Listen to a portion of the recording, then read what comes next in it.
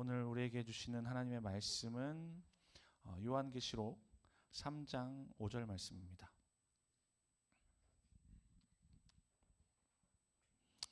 네, 앞에 띄워주시면 한 목소리로 읽도록 하겠습니다. 시작. 이기는 자는 이와 같이 흰옷을 입을 것이요 내가 그 이름을 생명책에서 결코 지우지 아니하고 그 이름을 내 아버지 앞과 그의 천사들 앞에서 시인하리라. 아멘. 오늘 새로운 또 얼굴도 보였어요. 네네. 반갑습니다. 형제 이름이 뭐예요? 들었어요. 우리 창준 형제 오늘 온다고 해서 들었어요. 네, 오늘 이렇게 반가워요. 저 처음 보죠? 네, 반갑습니다. 오늘 말씀 가운데 같이 또 교제가 있기를 원합니다. 우리 그리스도인의 삶에 있어서 가장 중요한 것은 뭘까요? 우리 마나임. 뭐가 가장 중요해요? 조용해졌어요. 네, 구원을 얻는 거죠. 맞나요? 이 말에 동의가 되세요? 네, 몇몇은 체감이 좀 잘 안 될 수도 있어요.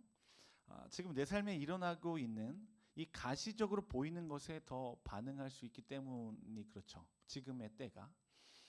그러니까 아무래도 눈에 보이지 않는 것보다는요, 눈에 보이는 현실 문제가 나를 더 끌어당길 수가 있어요. 그래서 지금 당장은 내가 구원을 잘 이루어가는 것보다는요, 학교 어디 들어갈 수 있지? 나는 어떤 회사에 취직할 수 있을까? 또 여기서 어디로 또 이직을 해야 되지? 또 나는 누구랑 결혼할 수 있을까? 이러한 것에 더 마음이 끌릴 수 있다는 거예요. 자, 그러다 보니까 눈에 보이지 않는 이 하나님의 말씀이라고 하는 것은 사실 우리 청년들의 우선순위에서 많이 밀리기도 하죠. 그런데 오늘 지혜를 가지고 저와 같이 한번 생각해 볼 수 있었으면 좋겠는데요.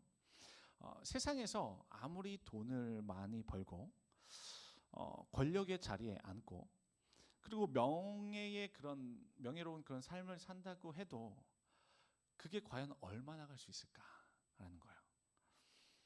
근데 일단 막상 이런 질문을 던지면 그렇게 생각할 수 있어요. 전도사님, 전 다른 건 잘 모르겠고요. 일단 돈은 많이 좀 벌어봤으면 좋겠어요. 그런 마음 들지 않아요? 네, 웃는 친구도 있어요. 네, 돈 많이 벌고 싶은가 봐요. 우리 마나임 가운데 재물의 축복 다 받을 수 있기를 주님의 이름으로 축복합니다. 네, 그런데 성경은 이렇게 재물을 많이 얻고 또 권력을 얻고 명예를 얻는 이러한 것에 대해서 뭐라고 비유를 하냐면요, 곧 시들어버리는 꽃이라는 거예요. 우리 이제 봄 되면 무슨 꽃 피죠? 벚꽃 피죠. 벚꽃 피면 무슨 노래 생각나요? 봄바람 휘날리며 흩날리는 벚꽃잎이. 네. 근데 이 벚꽃 오래 가요, 안 가요? 안 가죠. 중간에 비라도 한번 내리면 어때요? 끝이에요. 이제 비 내리면 이제 다 끝났어. 그래서 성경은요, 이 땅에서 저와 여러분이 누리는 이 모든 영광이 바로 이 벚꽃이 빨리 시들어 버리는 것과 같다고 이야기를 하는 거예요. 자, 왜냐하면 이 세상의 시간은 굉장히 제한적이기 때문에 그렇습니다. 자, 그러나 구원이라고 하는 것은요, 우리가 죽은 이후에 부활을 하게 됐을 때 심판의 부활이 아닌 거잖아요. 우리가 구하는 건 심판의 부활이 아니에요. 생명의 부활로 저와 여러분이 나아가게 되는 근거가 바로 되는 거죠, 이 구원이라는 게. 그래서 저와 여러분이 영원한 삶을 살고자 할 때 이 구원이 바로 하나님과 분리가 되지 않는 거예요. 온전한 연합 가운데 머무를 수 있는 바로 그러한 근거가 되기 때문에 이 구원은 저와 여러분에게서 굉장히 중요한 거죠. 그래서 우리 믿는 자들은 이 구원에 대해서 관심을 더 많이 가질 필요가 있는 거예요, 사실. 제가 지난번에 구원의 확신에 대해서 물었던 적이 있었죠. 오늘은 이 구원의 확신에 대해서 좀 더 다뤄보려고 해요. 성경은 이 구원의 확신에 대해서 어떻게 이야기하고 있을까요? 네, 우리 에베소서 1장 13절과 14절 말씀을 한번 찾아서 한 목소리 읽어보도록 할게요. 시작.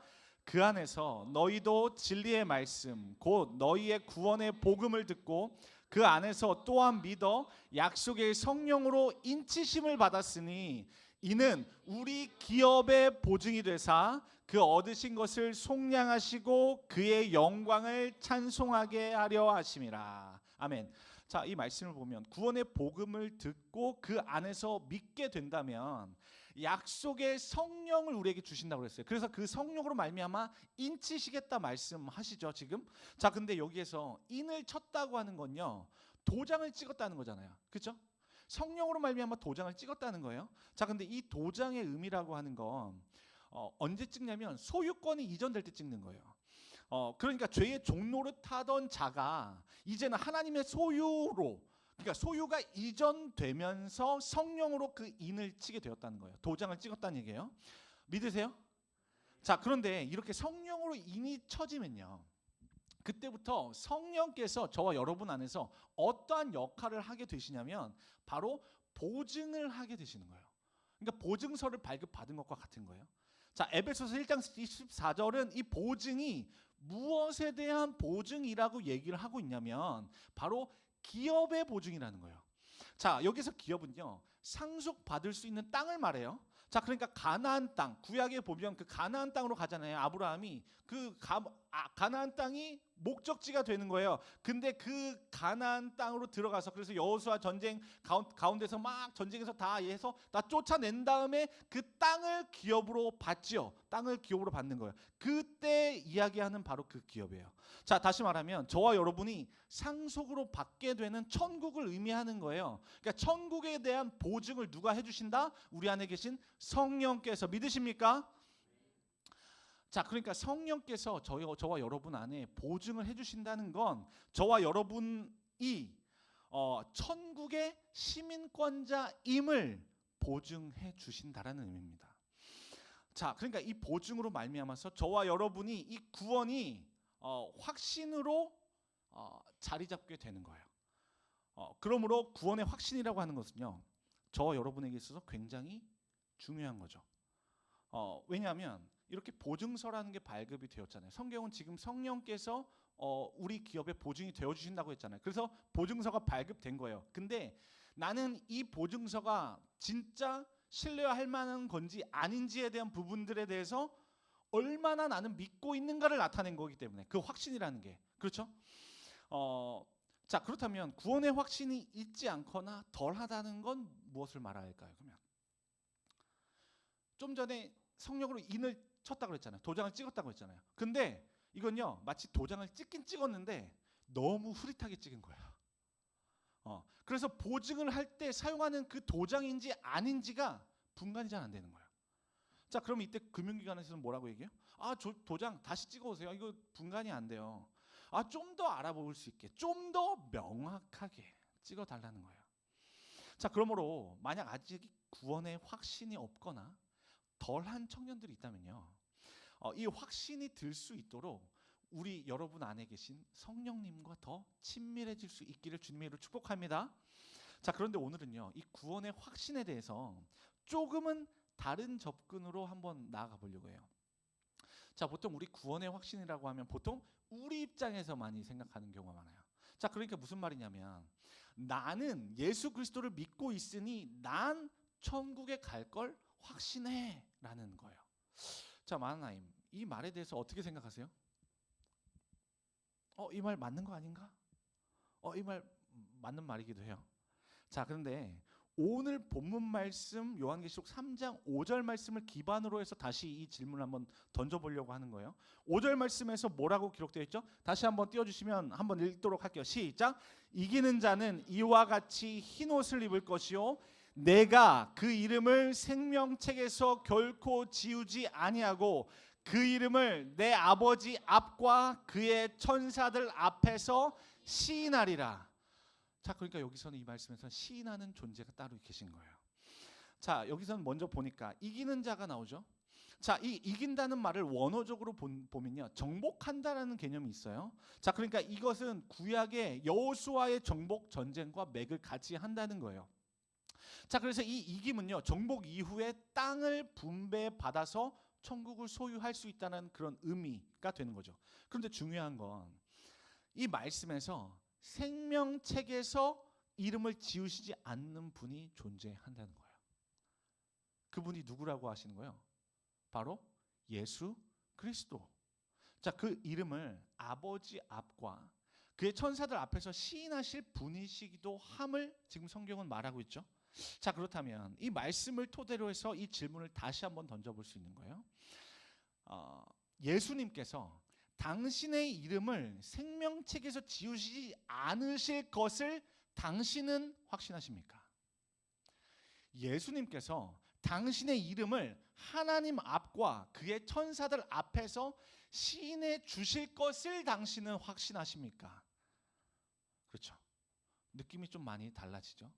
이전에는 나를 주체가 나였는데, 판단하는 주체, 구원에 대해서 판단하는 주체가 나였는데, 지금은 완전히 구원의 판단 주체가 달라졌잖아요. 나에서 예수님으로. 이렇게 볼 때 우리의 구원이 누구에게 달려 있다는 것을 알 수 있죠. 바로 예수 그리스도예요. 자, 이것이 바로 저와 여러분이 예수 그리스도를 붙잡아야 되는 이유가 되는 거예요. 자, 이런 구원에 대한 관점은요, 사도 바울도 가지고 있었어요. 자, 우리 디모데후서 4장 8절 말씀 띄워주시면 한 목소리로 읽도록 할게요. 시작. 이제후로는 나를 위하여 의의 면류관이 예비되었으므로 주 곧 의로우신 재판장이 그날에 내게 주실 것이며, 내게만 아니라 주의 나타나심을 사모하는 모든 자에게도니라. 자, 이 말씀에서 이 사도 바울은 지금 죽음을 앞두고 있는 상황이에요. 거기서 이 표현을 하는 거예요. 자, 이 말씀을 보니까 사도 바울은 지금 무엇을 확신하고 있죠? 자신이 죽고 나면 의의 면류관을 받을 것이다. 자, 이 말은요, 자기가 천국에 들어가고 있다는 거 확신하고 있다라는 표현이죠. 자, 그런데 이 의의 면류관을 누가 주신다는 거예요? 주님 곧 의로우신 재판장께서. 이 재판장은 누구시죠? 바로 예수 그리스도시죠. 자, 그렇다면 사도 바울이 확신한다고 했다고 하는 것은 뭐냐면, 예수 그리스도께서 의의 면류관을 자신에게 주실 것을 확신하고 있는 거죠. 자, 여기서도 구원에 대해서 판단하는 주체가 누구예요? 예수 그리스도신 거예요.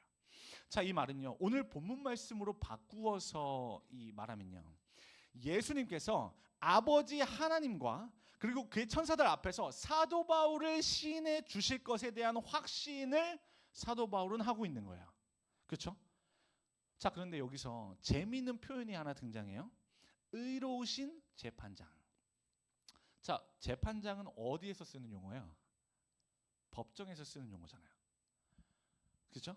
이 용어가 여기에 등장하는 거예요. 굉장히 새로운 거예요. 근데 의로우신 재판장이 예수 그리스도가 되셔야 함을 요한복음에서는 증거하고 있는데, 먼저 이 부분을 찾아볼게요. 요한복음 5장 26절과 27절 말씀. 자, 한 목소리 읽습니다. 시작. 아버지께서 자기 속에 생명이 있음 같이 아들에게도 생명을 주어 그 속에 있게 하셨고, 또 인자됨으로 말미암아 심판하는 권한을 주셨느니라. 아멘. 자, 이 말씀을 보니까 예수님이 재판장의 권한을 받게 되신 그 연유에 대해서 쓰고 있잖아요. 그렇게 되신 것은 인자가 되셨기 때문이라는 거예요.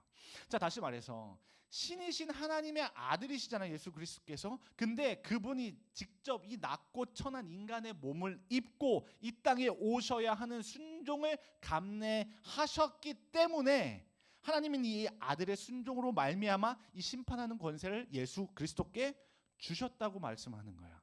자, 그러므로 예수 그리스도께서 다시 오시는 이 재림 때는요, 그 예수님이 무엇으로 오시는 거예요? 모든 이들을 심판하는 심판주로서 오시게 되는 겁니다. 믿으십니까? 그런데 이 말은 어떤 의미냐면, 예수 그리스도께서 우리의 구원에, 저와 여러분의 구원에 키를 쥐고 계시는 분이다. 맞죠? 자, 그런데 여기에 흥미롭게도 재판장이라는 용어가 나왔잖아요. 이 용어 법정에서 사용한다고 말씀드렸는데, 자, 그래서 오늘 말씀은요, 우리의 구원을 법정의 상황에 맞춰서 접근을 해보려고 해요. 굉장히 새롭죠? 못 들어봤죠? 네. 근데 오늘 성경의 근거를 가지고 차근차근히 저와 함께 한번 풀어보려고 합니다. 그런 가운데서 하나님의 은혜가 저와 여러분 가운데 가득하기를 축복합니다. 자, 우리는요, 법정의 상황을 생각할 때 법정을 구성하고 있는 주체들을 떠올릴 수 있어요.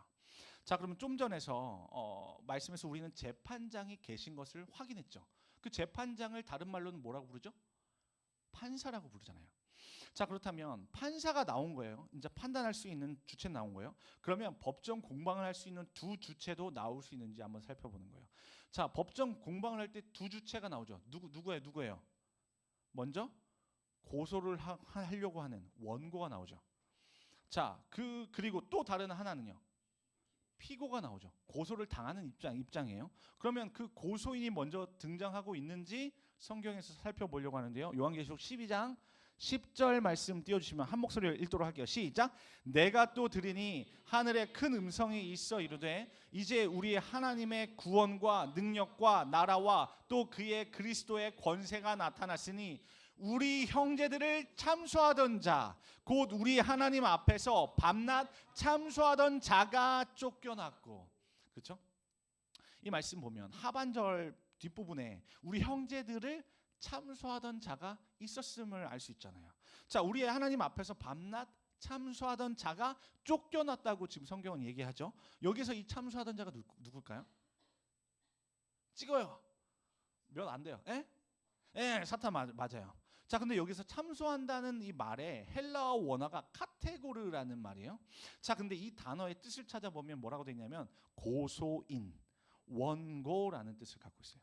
자, 그러니까 현대 법정에서는 이 원고와 함께 검사가 고소하는 역할을 맡기도 하죠. 자, 그러면 법을 판결해 줄 이 판사가 나왔고 또 고소하려는 주체가 지금 나왔어요. 자, 그럼 고소를 당하는 사람도 나와야 하겠죠. 자, 근데 이 고소인은 누구를 고소할까요? 누구 고소해요? 많이 당해보셨잖아요. 평상시에. 여러분 안에서 여러분을 정죄하려고 하면서 여러분을 고소하려고 하는 그 존재에 의해서 고소를 많이 당해보셨잖아요. 누구예요? 저와 여러분이에요. 왜냐하면 저와 여러분은 죄인이기 때문에. 그래서 히브리서 9장 27절 말씀은 이렇게 선언합니다. 한 목소리 읽게요. 시작. 한 번 죽는 것은 사람에게 정해진 것이요 그 후에는 심판이 있으리니. 심판이 왜 있어야 하냐면 죄인이기 때문에 그 심판을 당해야 되는 겁니다. 이 심판을 다른 말로는 재판이라고도 할 수 있겠죠. 그래서 매번 사탄은 우리를 향해 정죄하는 거예요. 너 하나님의 백성 맞냐고요. 너 죄인 아니냐고요. 근데 이 정죄함에 대한 법정 공방은요, 우리가 주님 앞에 섰을 때 이루어지게 돼요. 이때 저와 여러분요, 이 최종 재판에서 무죄 판결을 받아야 하는 거예요. 믿으세요? 자, 그런데 재판이라고 하면요, 여러분 재판 받아본 혹시 청년 있어요? 여기 재판 받아봤다. 어디 이해관계 좀 이렇게 얽혀봤다. 없죠. 근데 저와 여러분과 같은 일반 사람들은요, 이런 법정에서 어떻게 저와 여러분을 변호해야 할지 생각하면요 막막한 거예요. 자, 그래서 저와 여러분에게 저와 여러분을 대신해서 변호해 주실 분이 필요한 거죠. 자, 그 변호인에 대해서 성경은 이렇게 얘기하는데요. 요한 1서 2장 1절 말씀 함께 읽어보도록 하겠습니다. 시작. 나의 자녀들아, 내가 이것을 너희에게 쓰면 너희로 죄를 범하지 않게 하려 함이라. 만일 누가 죄를 범하여도 아버지 앞에서 우리에게 대언자가 있으니 곧 의로우신 예수 그리스도시라. 아멘. 자, 이 말씀을 보니까 누가 죄를 범했을 때 아버지 앞에서 대신 말해주는 분이 있다고 지금 성경은 이야기하고 있잖아요. 근데 그분이 바로 예수 그리스도시라는,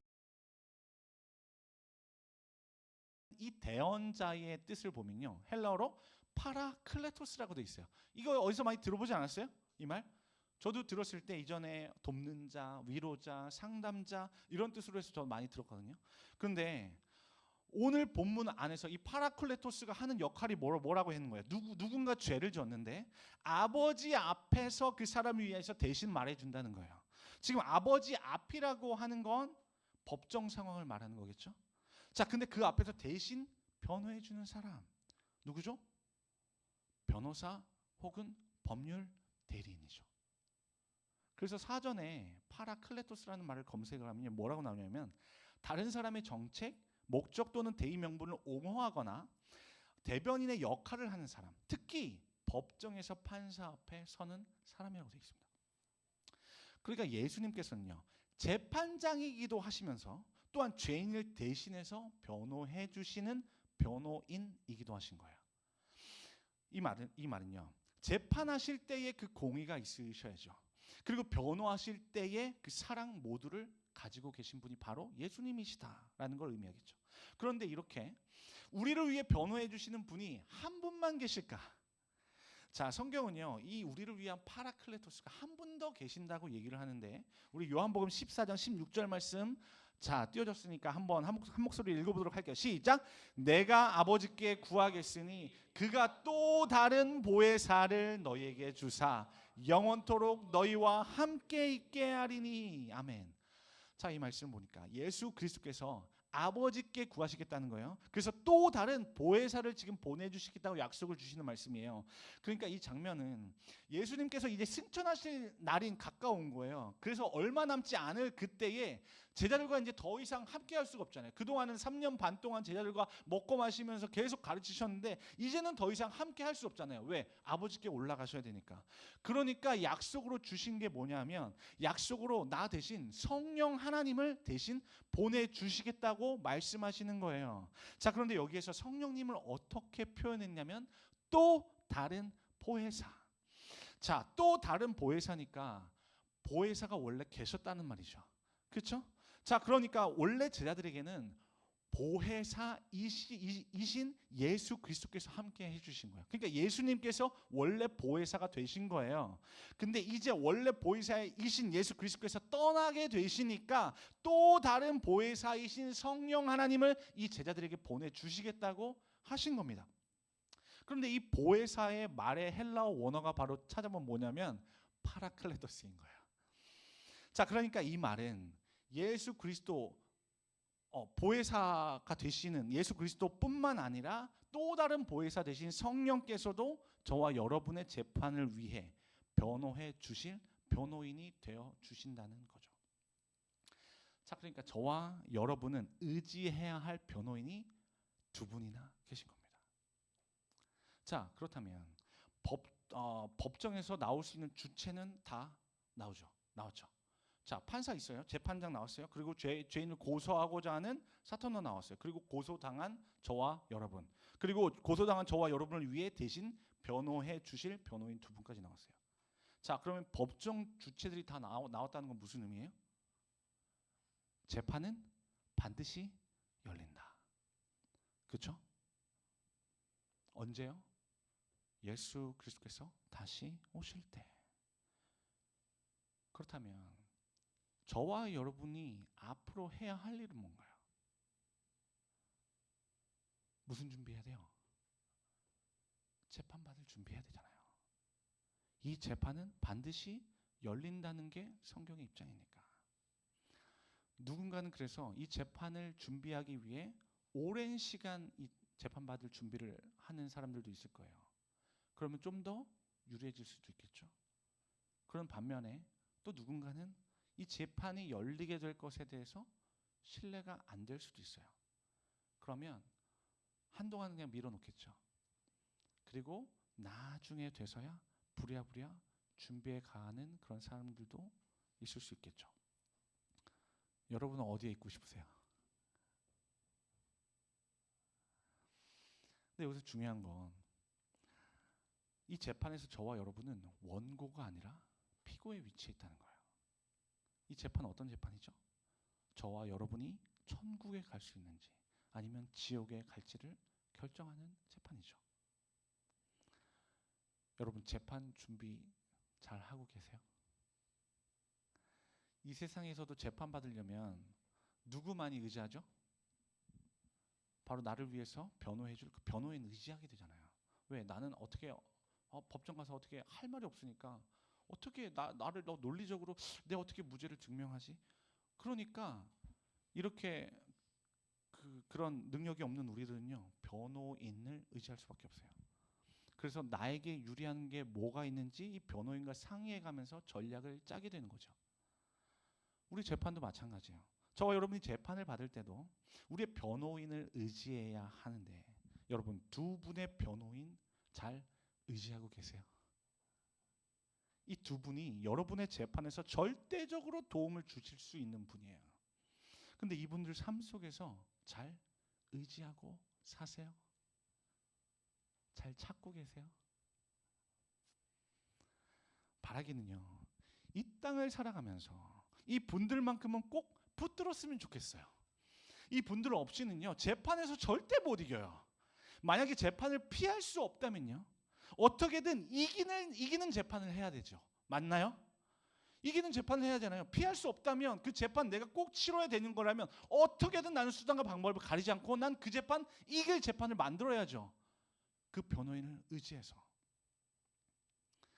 그래서 이 재판에서 무조건 이길 수 있게 되기를 위해서 이 두 분을 어떻게든 꼭 붙잡을 수 있는 우리 마하나임 청년부 되실 수 있기를 주님의 이름으로 축복합니다.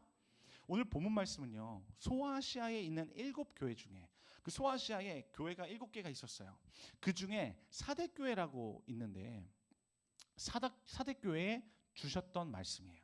성경은 이 사대교회에 대해서 근데 평가하기를 뭐라고 평가했냐면, 너희가 주변의 많은 사람들로부터는 살아있는 교회라고 평가되었어. 근데 너희가 그런 평가를 받았을지 모르겠지만 실상 너희는 죽어 있어 라는 평가예요. 그래서 사대교회에게 독려하고 있는 내용이 뭐냐면, 너는 일깨워서 그 남은 바 죽게 된 것을 굳게 하라는 거예요. 굳건하게 하라는 거예요. 내 행위에 온전한 것을 찾지 못했다고 지금 성경은 평가하고 있는 거예요. 그러면서 회개를 촉구하고 있는데요, 내가 말씀을 어떻게 받았었는지 그리고 말씀을 어떻게 들었었는지를 생각할 수 있어야 된다고 그래요. 그래서 그것을 지켜서 회개할 수 있어야 된다고 지금 성경은 이야기합니다. 만일 일깨지 않으면 내가 도둑같이 임하겠다는 거예요. 우리의 삶 속에서 즉각적인 회개가 잘 일어나지 않는 이유는 뭘까요?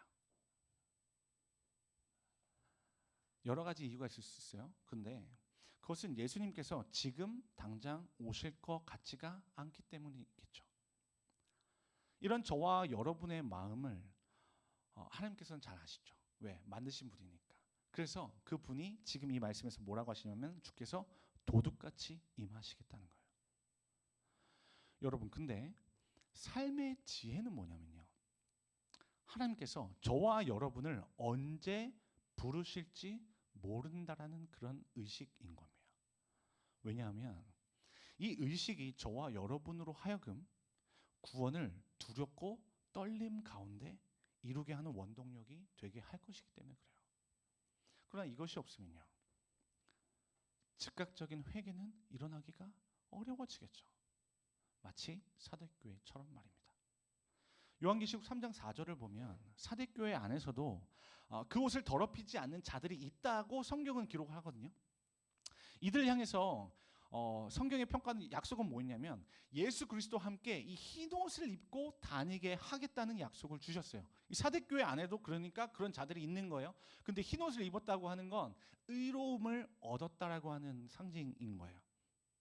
그러니까 이것은 의로움을 얻은 자로 살게 하시겠다는 그런 약속인 거죠. 그런데 중요한 건 뭐냐면 그 수가 사대교회에게 얼마 없는 거예요. 요한계시록 3장 4절 말씀에서 그 옷을 더럽히지 않은 자 몇 명이 있다고 기록을 하는데, 이때 몇 명에 해당하는 헬라어 원어가 올리고스라는 단어예요. 근데 이 올리고스의 뜻이 뭐냐면, 그 뜻은 수가 적은, 조금, 약간 이런 뜻이에요. 다시 말하면 옷을 더럽히지 않아서 예수 그리스도와 함께 흰 옷을 입고 다닐 수 있는 사람들이 몇 안 된다. 이 말씀은 시사하는 바가 굉장히 크지 않아요? 남들이 보았을 때는 살아있기로 유명한 그런 교회였잖아요. 그렇죠? 그럼 그 교회 다니는 사람들도 신앙이 좋아서 그 교회에 속한 많은 이들이 의롭다 하심을 얻을 법하잖아요. 그런데 성경은 그 교회 공동체 사람들 중에 단 몇 명만이 의로운 자로 여김을 받고 있다는 평가를 하고 있는 거예요. 여러분, 근데 이러한 말씀 들을 때 좀 불편하기도 하죠. 저도 이렇게 말씀 전하면서 불편하기도 한데, 이러한 말씀 우리에게 왜 주실까요? 이 말씀 들으면서 주눅들라고? 아니에요. 오해하시면 안 돼요. 이러한 경고를 해서라도 어떻게 해서든 천국에 데려가려고 하시는 거예요. 그것이 자녀를 둔 아버지의 마음이에요. 그러니까 이렇게 무게감 있는 말씀들은요, 저와 여러분의 현재 모습을 판단하면서 찌릿하는 그런 말씀이 아니라요, 어떻게 해서든 교훈이 안 되면 책망을 해서라도, 또 그것도 안 되면 맴매를 해서라도 수단과 방법을 가리지 않고 무조건 천국에 데려가시겠다는 아버지의 사랑이 담겨 있는 거예요. 믿으십니까? 그러므로 오늘 이 말씀이 우리 마하나임 청년부를 다시 살게 하는 말씀이 될 수 있기를 바랍니다. 그동안 무엇인가에 혹여나 마음이 많이 빼앗겨 있을 수 있잖아요. 그렇더라도 다시 하나님의 말씀으로 돌아오실 수 있는 우리 마하나임 될 수 있기를 주님의 이름으로 축복합니다. 이제 말씀을 맺겠습니다. 오늘 말씀에서 예수 그리스도께서는요, 사대교회에게 약속을 주셨는데 그것은 이기는 자가 얻게 될 것에 대한 약속이었어요. 그는 흰 옷을 입고 예수 그리스도와 함께 다닐 수 있게 되는 것이었어요. 자, 그리고 생명책에서는요, 결코 지워지지 않겠다는 거였고요. 아버지 하나님과 천사들 앞에서 재판이 열리게 되었을 때 이 생명책에 이름이 쓰여졌는지 그렇지 않은지, 졌다고 하는 것을 가지고 그 이름을 시인받을 수 있는 은총을 누리게 되는 거예요. 그래서 오늘 말씀의 제목이 바로 시인됨의 은총입니다. 이 약속은 오늘 이 시대를 살아가고 있는 저와 여러분에게도 유효하고 동일하게 적용되는 줄로 믿습니다. 그러므로 저는 우리 마하나임이 오늘 하루를 살아갈 때 이 재판을 준비하는 마음으로 살아갈 수 있었으면 좋겠어요. 재판은 준비하는 것에 따라 달라질 수 있기 때문이죠. 자, 그렇다고 이 말씀을 드리는 건 재판을 준비하는 어떤 행위를 늘리려고 제가 말씀을 드리는 게 아니에요. 그게 아니라 이 재판에서 키를 쥐고 계신 이 파라클레토스 이 두 분을 더욱 붙들어야 된다고 말씀을 드리고 있는 거예요. 저와 여러분을 위해 변호해 주실 수 있는 두 분을 더욱 의지해야 한다고 말씀을 드리는 겁니다. 이것을 위해서 오늘도 연약한 우리의 심정을 좀 뒤로 하고 결단함으로 나아갔으면 좋겠어요.